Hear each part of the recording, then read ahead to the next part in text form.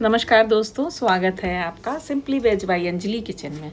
दोस्तों आज हम बना रहे हैं लौकी का भरता।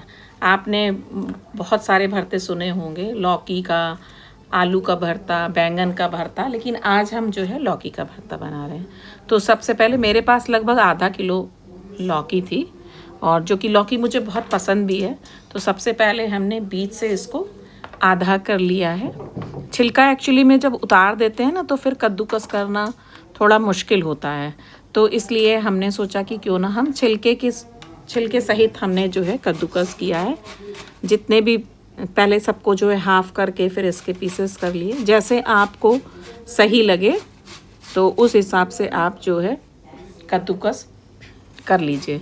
पहले सारी लौकी को कद्दूकस कर लिया, क्योंकि हमने लौकी पहले ही धो ली थी। उसके बाद कद्दूकस करने के बाद हमने लौकी को बिल्कुल नहीं धोया है और ना ही धोएंगे, जिससे कि ये पकने में भी आसानी हो जाती है। क्योंकि अगर हम बाद में धोते हैं ना तो फिर इसका पानी सूखने में बहुत टाइम लगता है, क्योंकि लौकी में तो पहले से ही पानी होता है। तो इसीलिए हमने लौकी को पहले ही धो लिया है। और आजकल वैसे भी गर्मियों के मौसम है तो लौकी, तरोई, कद्दू, ये सारी चीज़ें बहुत आ रही हैं मार्केट में और बहुत सस्ती भी मिल रही हैं इस समय। तो हमने लगभग 2 मीडियम साइज़ के प्याज लिए थे, जिनका छिलका उतार के चॉपर में अच्छे से इसको हम चॉप कर लेंगे। अगर आपको थोड़े लंबे लंबे पीस करना है तो आप लंबे लंबे पीस भी कर सकते हैं। हमने चॉप कर लिया था क्योंकि फिर बच्चे जो है नहीं पसंद करते हैं, इसलिए हमने इसको प्याज को अच्छे से चॉप कर लिया था।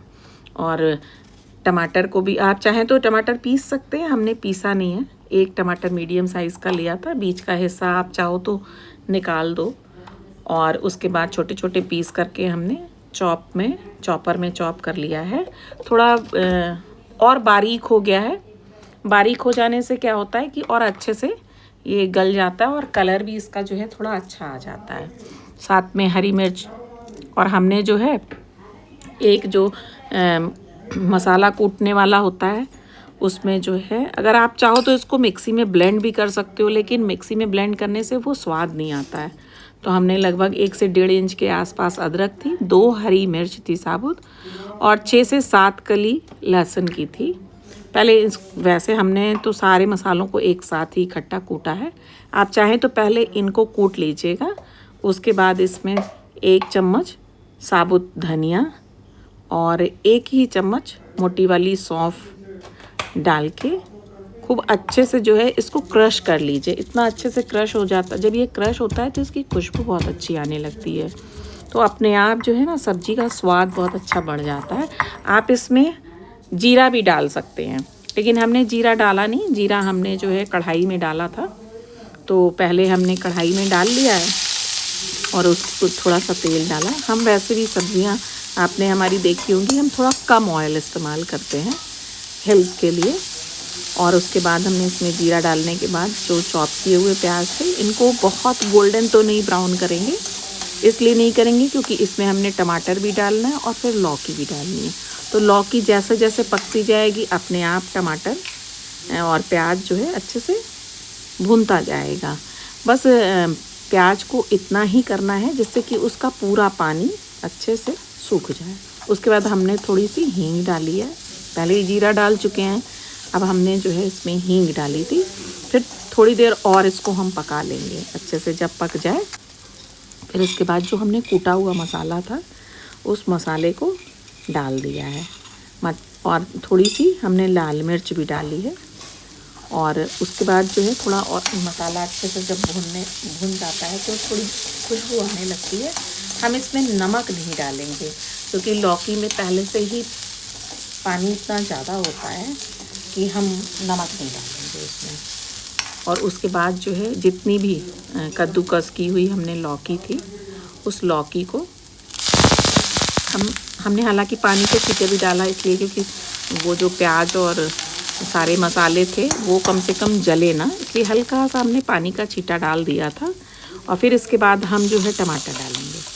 जब हम टमाटर डालेंगे तो जनरली ऐसा होता है कि जब हम सब्ज़ी में टमाटर डालते हैं तो फिर हमें नमक भी डालना पड़ता है, लेकिन हम यहाँ पे नमक तुरंत नहीं डालेंगे, नमक को हमने बाद में डालना है। इसलिए नमक को बाद में डालना है ना, क्योंकि आपको हमने बताया ना कि लौकी में पानी बहुत होता है।